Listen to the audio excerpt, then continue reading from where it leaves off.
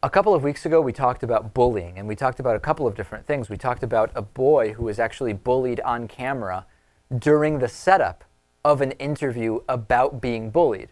And I got an anonymous, let's back up. In that conversation, Lewis made a comment saying maybe, not that it's right to bully, but maybe he should have had a different haircut that may not have been as attractive to bullies. Now, not unpredictably, that received a lot of response from the audience. But before we get to that, I actually got an email which it was not sent anonymously. It was sent by a regular audience member of the show, Lewis, but I'm going to keep the person's name out of it because I just, I'm not comfortable putting their name on. Okay. And he wrote, I will say that it's a male, from around 4th grade to around 9th grade, I was being bullied by a lot of people at my school, verbal and sometimes sexual. I'm a little overweight, but so were a lot of them, so I don't know why they picked on me for being overweight.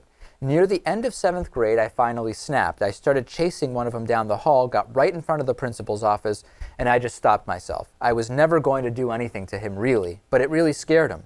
It slowly got less and less from 8th to 9th grade and then stopped. Lewis said you've got to beat up bullies, and it's really hard to pick a side on that. I mean, beating them up isn't a nice solution, but it could work in some situations. I thought I would just share a story and my thoughts. Well, thanks for sharing that story. And it is, when Lewis said you've got to beat up bullies, even if it is hard to take a side on that, right? But the point is, a lot of the people being bullied are being bullied because they're not going to beat up the bully. That's the reality of the situation. So I worry that saying you've just got to beat up the bully will make those who aren't in a position to do that feel even more helpless.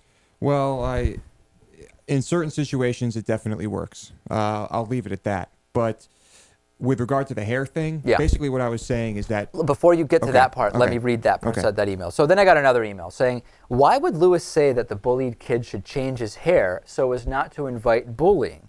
Was that not Mitt Romney's point of view? Are you saying we should not be who we want to be or to look our own way because somebody may not like us for that? Or they may like it and not know how to even express their admiration because the Bible or politics turns it into hate.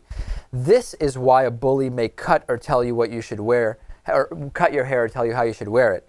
Lewis, I like you, but don't be a bully. How would you respond? I was saying that there are things you can do to lower your risk of being bullied. Would I bully this kid? No. But his hair was ridiculous, and I'd probably make a Justin Bieber comment here and there. If it were an adult, you'd be making a Justin Bieber comment. Sure.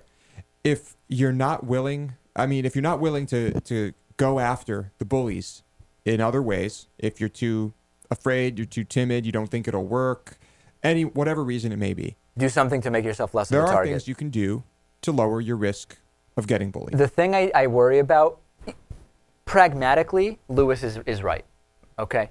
The problem is, if that becomes the message, then the message is really understood to the kids who are being bullied as you're being bullied because of who you are. Change who you are to make yourself less of a target. And fundamentally, it's the wrong message to send. Although I'm telling you, Lewis, pragmatically, I know what you're saying. Right. I'm not saying that should be the message. In general, in your situation, it might work for you in certain situations.